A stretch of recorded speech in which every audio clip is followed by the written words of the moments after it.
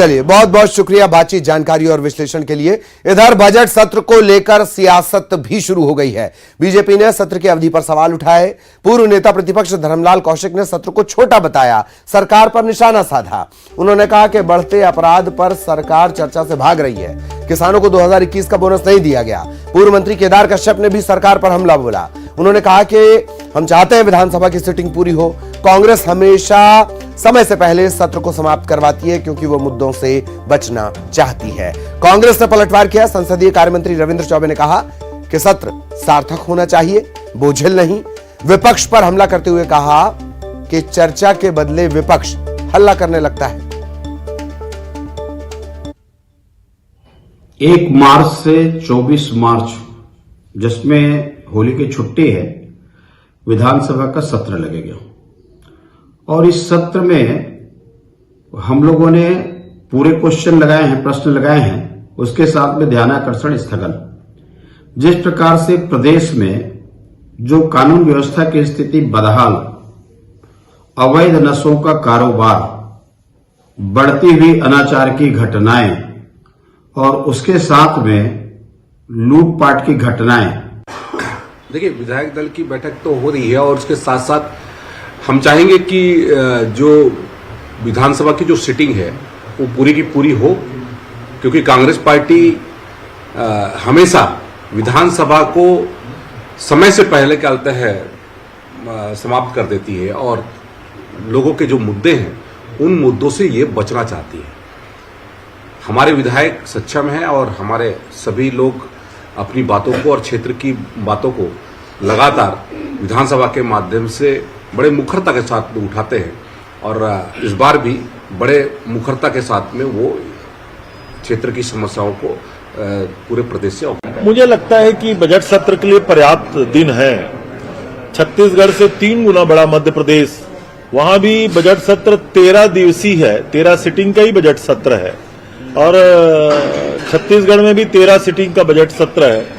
तो ये अभी परिस्थितियां जो है, अप्रैल के पहले 30 मार्च के पहले बजट पारित होना है और होली और नवरात्रि की छुट्टियों को अगर हिसाब करें तो मुझे लगता है बजट सत्र की यही अवधि पर्याप्त है। जब अच्छी सार्थक बहस होगी तो यहाँ की परंपरा रही है कि विधानसभा की जो अवधि होती है 5 बजे शाम के बाद हम लोग 11-12 बजे रात तक की भी बैठ करके डिस्कशन किए हैं। मैं प्रतिपक्ष से इसी प्रकार उम्मीद करता हूं कि प्रदेश के हित में सार्थक चर्चा हो तो इतना प्राप्त है और केवल नारा लगा पहले फिर विधानसभा के गर्भगृह में धरना देंगे, जाके बापू को तंग करेंगे। अगर केवल इसी को विधानसभा समझते हैं तो मैं समझता हूं ये उनका दुर्भाग्य होगा। कांग्रेस महाधिवेशन के बाद छत्तीसगढ़ में गुलाब पर सियासत गरमाई है। अधिवेशन के दौरान प्रियंका गांधी के स्वागत में बिछाए गए गुलाब की पंखुड़ियों से गुलाल बनाए जाने की खबरों के बाद बीजेपी ने कांग्रेस पर निशाना साधना शुरू कर दिया है। बीजेपी कांग्रेस के बीच जुबानी जंग छिड़ी हुई है। बीजेपी ने सरकार के फैसले का विरोध किया। पूर्व मंत्री राजेश मूणत वो इसे सनातन विरोधी बता रहे हैं। पूर्व नेता प्रतिपक्ष धर्मलाल कौशिक ने भी निशाना साधा, कहा कि कांग्रेस की मानसिकता उजागर हुई। बीजेपी के आरोपों पर कांग्रेस पलटवार कर रही है।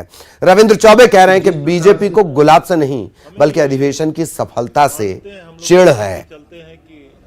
प्रधानमंत्री जी उसको क्या जिसको गुलाब को आपने पहले पांव से रोन दिया हो, जिसको आपने पूरा गाड़ियों से रोन दिया, उसका गुलाल बना करके देवी देवताओं को लगवाना, ये सनातन धर्म का अपमान नहीं है। भूपेश जी तो क्या है, जरा आत्मचिंतन करें, मंथन करें और सनातनियों का अपमान करना बंद करें। छत्तीसगढ़ में हमारे गौठानों में फूलों से गुलाल बनाने का कार्यक्रम चल रहा है। स्वरोजगार की दिशा में एक बड़ा कार्यक्रम है और किसी के स्वागत में माला पहनाए जाते हैं, उस फूल का भी गुलाल बनता है। क्या एक बार पहनाए हुए माला का गुलाल बनता है, उसमें राजेश मूणत जी ने कभी आपत्ति की? सवाल आपत्ति का नहीं है, सवाल आदरणीय प्रियंका जी के स्वागत को बर्दाश्त नहीं कर पा रहे हैं, इस बात का है। कि जिस प्रकार से हम एक उदाहरण दे सकते हैं कि गुलाब की पंखुड़ियां बिछाई गई, लोगों को ऐसा लगा कि राष्ट्रीय अध्यक्ष जी के सम्मान में छत्तीसगढ़ सरकार और कार्यकर्ता जुटे हुए हैं, लेकिन वो फूल में खड़गे जी कहीं नहीं दिखे, बल्कि एक जो परिवार है उस परिवार के लिए ही बिछाई गई। छत्तीसगढ़ में कल से बोर्ड परीक्षाएं शुरू होने जा रही हैं। 1 मार्च से 12वीं, 2 मार्च